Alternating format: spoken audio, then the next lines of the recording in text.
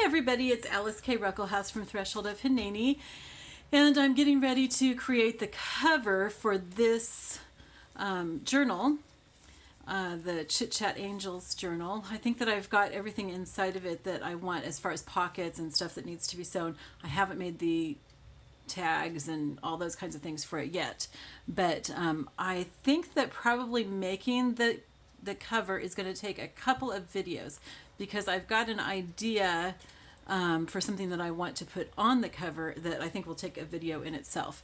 So we'll see if I have the energy to do that or not. I am just really kind of worn down these days. It's been a week of anniversaries for Bill and me, and so you know, I'm just dealing with a lot emotionally. But I do want to get this done because I've got Christmas journals that I want to work on. So let's go ahead and start working.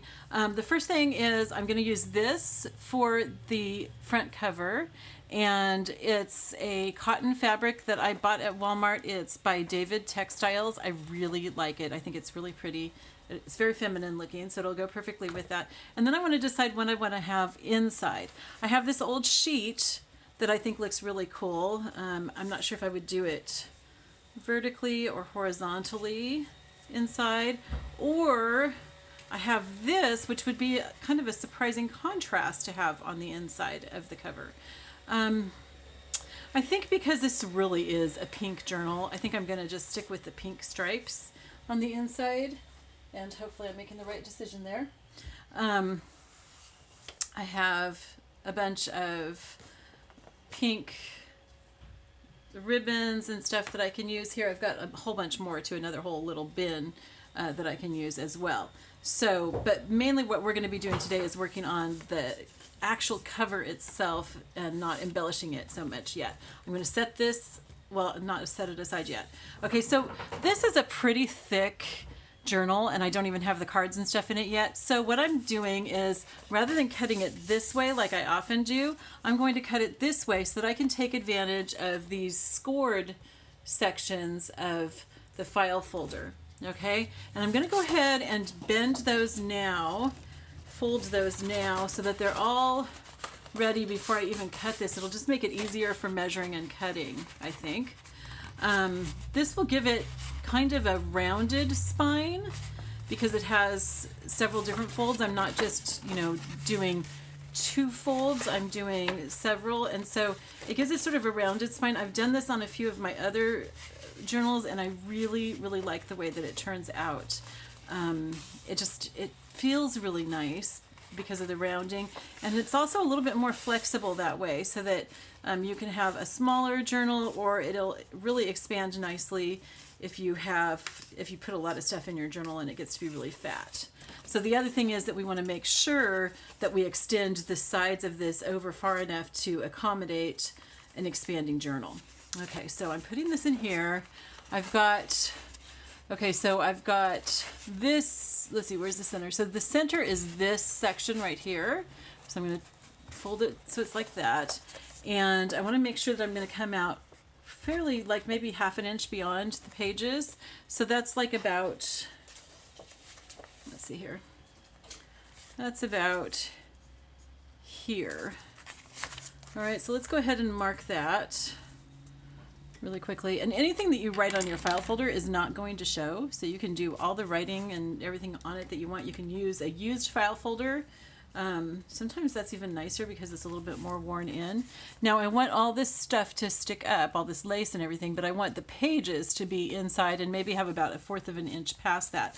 So I'm going to look for the largest page right now just to go by that. And I think that that would be probably this page right here. Well, I guess that's the same size as the first page, huh?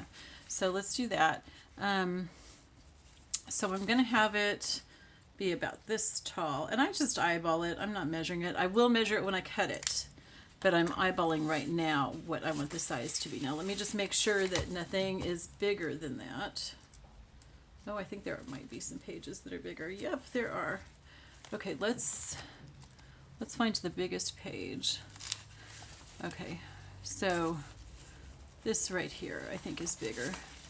So we want to make sure that we have it plenty big so that there's, yeah, see, that's going to be like exactly the same size as what I've got the cover. So I want it to go a little bit farther. I want it, of course I would choose a pin that's coming apart. I want it to be about about 1/4 of an inch from the top, or 1/4 to 1/2 of an inch from the top, and 1/4 to 1/2 an inch from the bottom. So that's about here. Okay, so that'll give me a good size. And you know, you always have plenty of, oops, oh, I gotta put that back in. You always have plenty of file folders. Oh no, where did I have this? Well, I can figure that out when I'll figure out where this goes. You should always set it so that you know exactly where any pages that you take out need to go back in. But I'm not going to take the time to figure that out right now. Okay, so I want my cutting board. All right, and if I don't want to fold it flat. See, this here is the actual back part of the spine. And then I've got one little scored section here and one scored section back there that are going to go beyond that. So I want to make sure that I'm going to cut this evenly so that it will work that way. I think what I'm going to have to do is I'm going to have to cut both sides separately. Okay, so this from my mark to the center of the spine is going to be 6 7/8 inches, it looks like. So 6 7/8, and we're going to chop it. There we go. And then we're going to do the same thing from back here. 6 7/8. Yeah, the spine, the center of the spine, 6 7/8. Wait, or was it 5 7/8? Let's see. 5 7/8. Sorry. Okay, so 5 7/8. I thought 6 sounded kind of funny. Okay, and then I'm going to chop it right there. Okay, so I want to just make sure that I did that right because I'm not thinking real clearly these days. Yep, that's good. Perfect. Okay, and then I want to get the height, which I just cut off. That's funny. Okay, so here's my guide. It was this bottom one here. Okay, so that's how tall I want it to be. And will this all fit in there? Yeah, it will. Okay, so that comes out to 8 5/8 of an inch, basically. Okay, and so I've got my manila file folder cut. I'm going to save these pieces because I can use these for all kinds of things. So I save those scraps always, always, always. Okay, so that's all that I need the cutting board for, so I can put that away. The next thing is going to be to cut the fabric, and I want to cut the inside fabric first. Okay, so I'm going to, and I like to tear. I prefer to tear rather than cut. This has all kinds of stuff that got spilled on it because we were using it as a tablecloth for a while, so it's like a mess, and I've got to make sure that I choose places that don't have stains. Coffee stains. Oops, I'm sorry. I just hit my camera. Did I just mess up how it's set up? I think I'm okay. Okay, because obviously I don't want a coffee stain in the middle of it. Okay, I think we're going to do this. What did we decide? Did we decide that we wanted horizontal stripes or vertical? That would be horizontal, and that would be vertical. I think I like the horizontal. All right, so trying not to unfold it completely because that makes it more difficult to fold back up. All right, so I want it to be a little bit bigger than my file folder, and you can actually make it like 1 inch bigger on each side if you want, because you can always trim it. But I aim for about 1/4 inch to 1/2, depending on how much fraying I want to do. Now I am going to cut off this hem that's over here, so let's go ahead and tear that off, and I prefer to tear rather than cut. Okay, so I cut right there, and I'm going to tear this down a ways, long enough to accommodate what I'm doing. Oh, that curled under, that's interesting.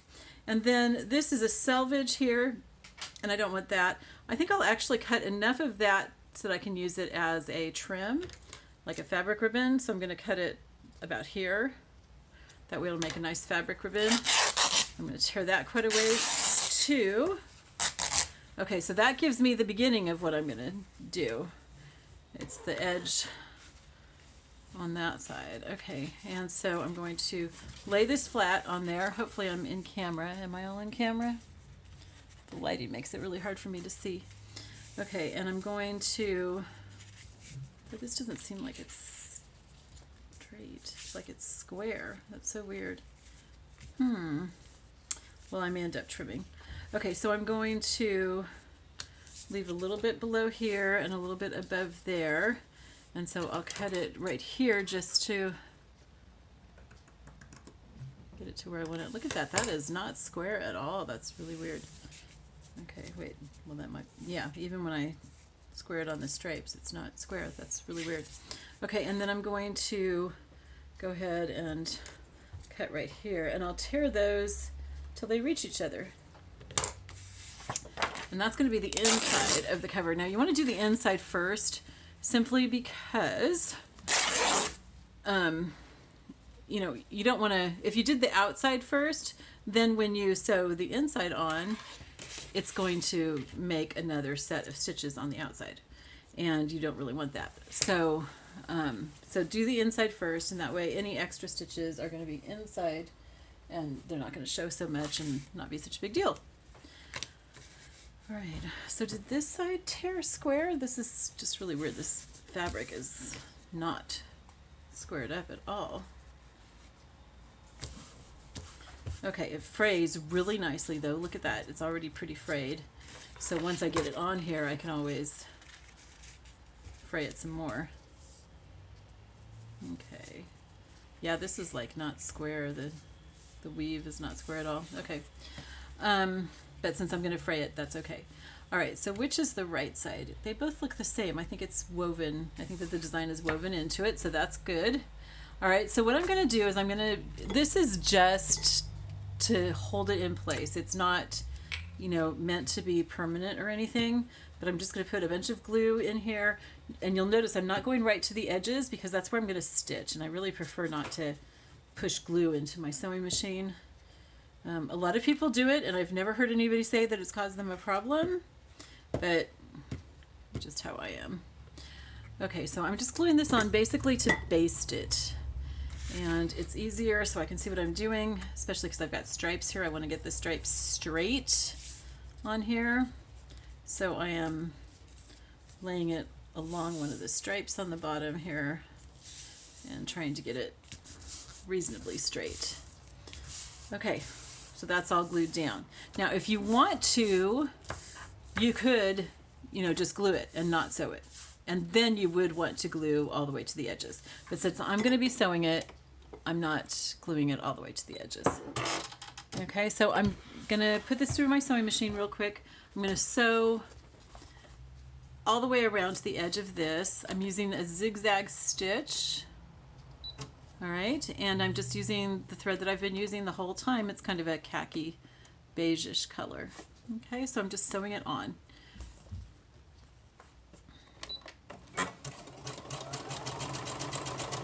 And part of the reason that I glue it down, partly is to hold it in place, and partly is so that the fabric doesn't stretch all weird when you sew it, because if you don't glue it down, then when you sew it, it stretches the fabric all strange, and you don't want that. It's a mess, and especially with stripes, because boy, will that show up if you've got it stretched out with stripes.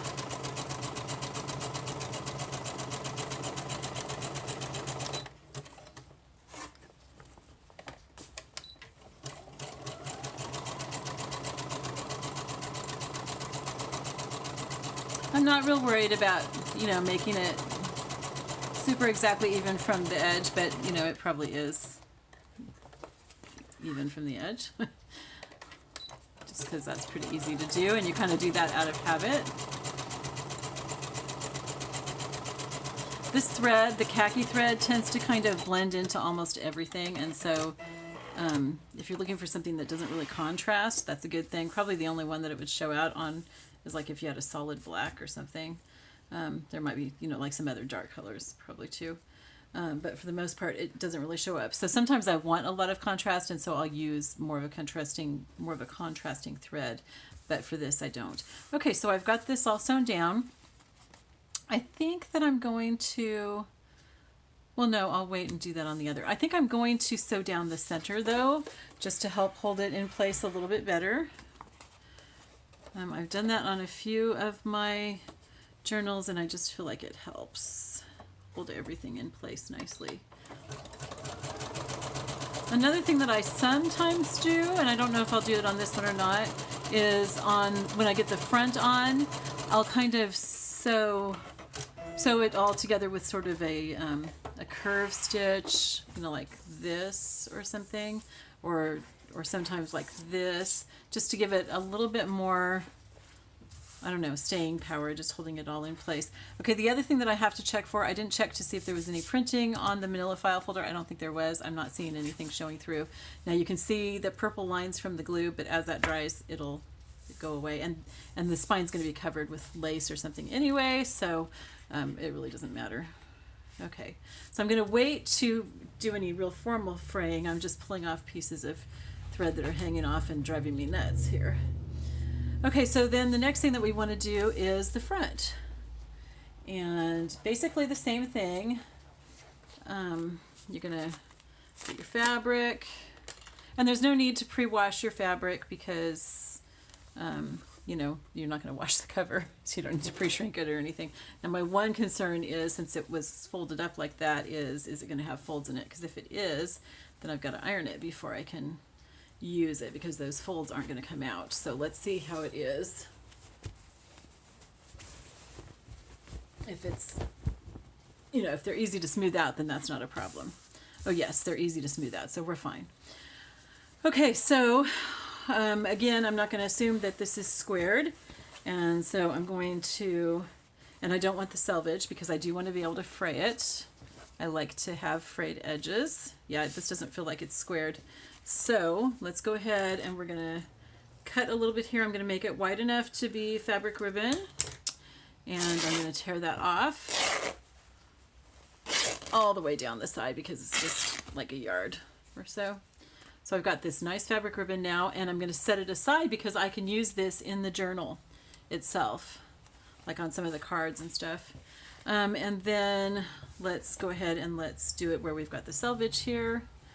Same thing, wide enough to be fabric ribbon. I tend to cut it kind of wide because I can always tear it and make it narrower. And I'm not going to cut all the way down this time. I'm not going to cut it off or anything. I'm just getting it prepared to be able to cut my cover. Okay, so then I'm going to smooth it out. And I want to make sure that the flowers are facing the direction I want them to. They're facing all different ways, so I think I could do this any direction, really. And so I'm going to try to get it to be about the same size as what I've got for the inside cover, maybe a little tiny bit bigger, because I don't want the inside cover, especially with that really obvious stripe, I don't want that to stick out at all. So I'm going to cut this just a little bit farther over and just a tiny bit above it. It's not actually going to stick up that far because I'm going to fray it. Okay, so there we go. And so we've got our, now I would recommend that you fold your fabric right away, but I don't want to take the time to do that while I'm recording, so I'm not, but it's just a lot easier, you guys, if you put things away as you go. I'm going to pull off a few threads here. You can save your threads for messy thread that you're going to use in the book. I will save a little bit of that. I'll probably save some more when I'm doing the fraying. That way you have thread that goes with your journal. Okay, and see, we have some folds here, but they smooth out pretty easily, so I'm not worried about it. Okay, so again, I'm going to glue this down. This time I'm going to use my crafter's pick because I do want to glue it a little bit more solidly in place. Get those glue boogers off there. Okay, but I don't want, I don't want any like glops. So I'm dragging the nozzle of my glue through here. I'm going not quite to the edge. I'm not going quite to where I'm sewing, but I'm going fairly close. Okay, right along there. And then I'm just going to, and I've got, you know, you're hearing that noise, probably you're hearing it, because I'm running the nozzle through the glue. I've got the nozzle directly onto it. I'm not just letting the glue come down all over the place, because I don't want to have any beading or anything like that. Okay, so then I'm going to lay my fabric on top, and the nice thing about this glue is that it dries quickly, but not so quickly that you can't make adjustments. And I like that because I usually need to make some adjustments. There are some glues that, once you put it down, that's it, baby. You're not moving it. Okay.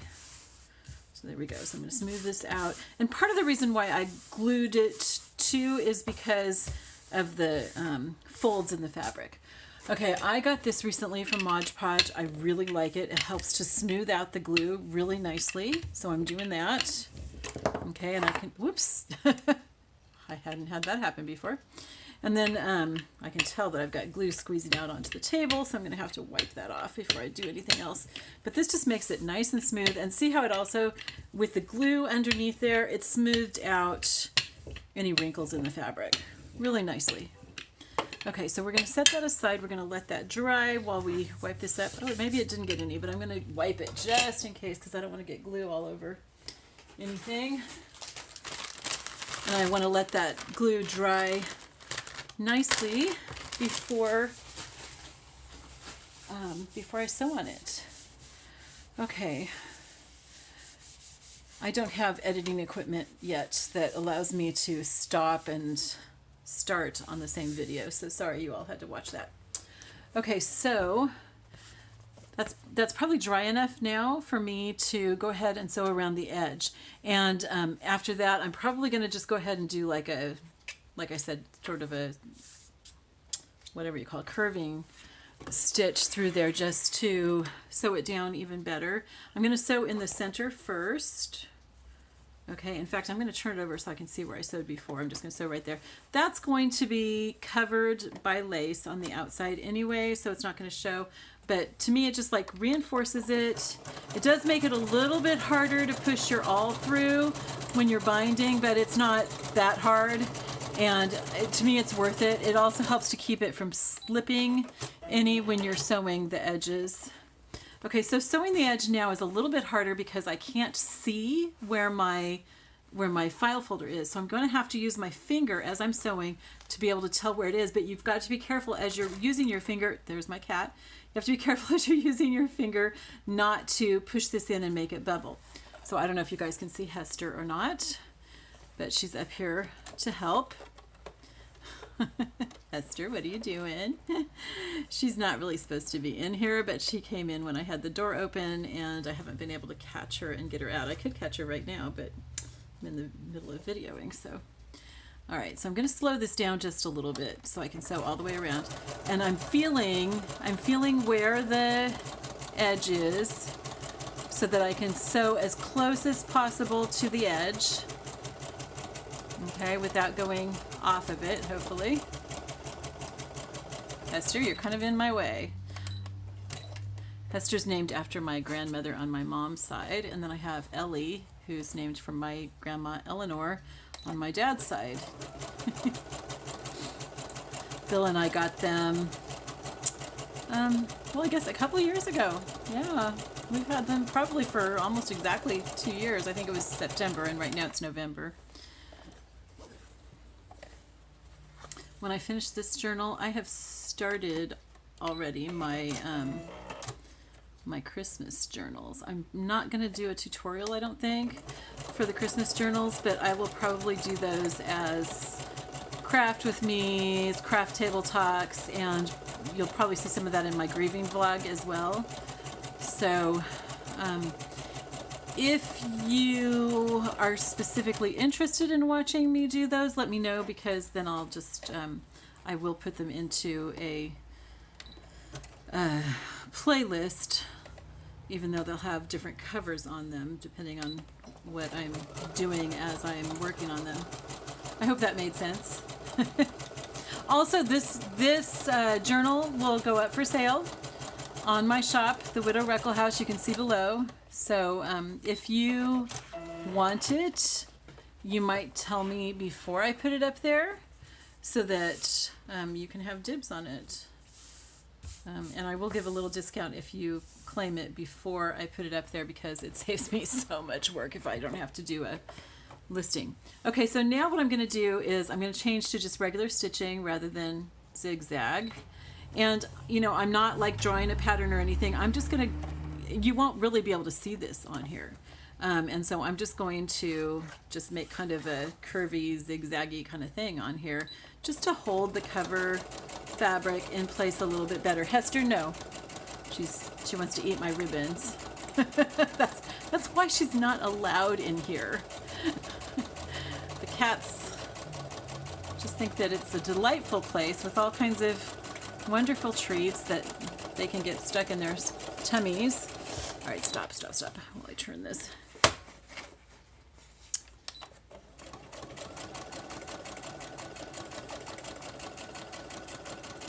Okay, and I'll show you as soon as I finish sewing this what I've done.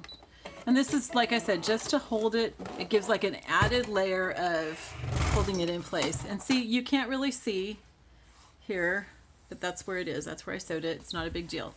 Okay, so it doesn't really even show up on the cover. It just blends in. So that's what I've done. And I could do some more, but I think that I've got enough on there to just hold it in place really nicely. And it just adds another little layer of texture also. Here we go. Here she is. Hester, say hi. There she is. Okay, get down, honey.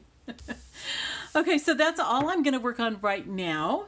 And then when I come back, I will decide whether I'm going to do a little thing on the front that I was thinking of doing, or if I'm just going to skip and start binding it. All right, I love you all. I will talk to you later. Bye-bye.